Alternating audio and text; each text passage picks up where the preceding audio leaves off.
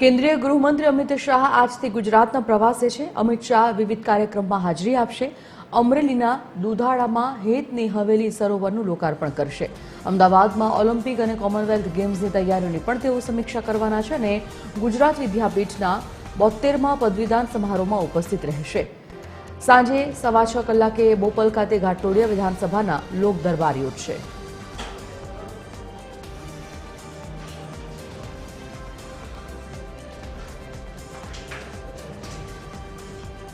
Associate editor Sonal Anadkat phone line પર જોડાઈ ગયા છે। સોનલ, કેન્દ્રીય ગૃહમંત્રી અમિત શાહનો 2 દિવસીય ગુજરાત પ્રવાસ કેવા પ્રકારના કાર્યક્રમો અને કેટલો મહત્વપૂર્ણ સાબિત થશે?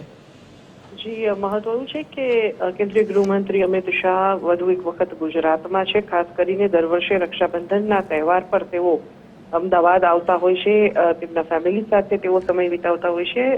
પણ આ વખતે આગલે દિવસે એટલે કે આવતીકાલે રક્ષાબંધન છે, આજના દિવસે તેમના જાહેર કાર્યક્રમો ગોઠવવામાં આવ્યા છે। આજે સૌપ્રથમ તેઓ હરિકૃષ્ણ ફાઉન્ડેશન દ્વારા નવનિર્મિત હેતની હવેલી સરોવર જે અમરેલી ખાતે નિર્માણ પામ્યું છે, અમરેલીના દુધાળા ખાતે, ત્યાં તેનું તેઓ લોકાર્પણ કરશે। ત્યારબાદ અમદાવાદમાં બપોરે 2 વાગ્યે તેઓ ઓલિમ્પિક અને કોમનવેલ્થ ગેમ્સની તૈયારીઓની સમીક્ષા સંદર્ભમાં ખાસ બેઠક કરશે। ત્યારબાદ બપોરે 3:45 વાગે તેઓ ગુજરાત વિદ્યાપીઠના 72મા પદવીદાન સમારોહમાં તેઓ ખાસ હાજરી આપશે। આ ઉપરાંત 5:30 કલાકે તેઓ ટ્રોયકા ફાર્માસ્યુટિકલ લિમિટેડ આયોજિત R V Patel pharma nova awards જે છે તેનું તે પણ એનાયત કરશે અને તેમાં તેઓ હાજરી આપશે અને સંબોધન પણ કરશે।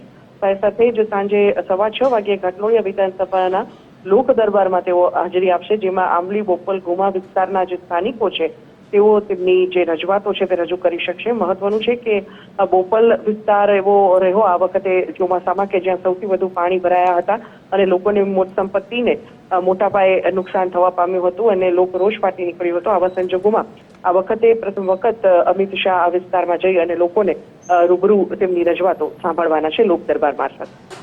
ધન્યવાદ સોનલ।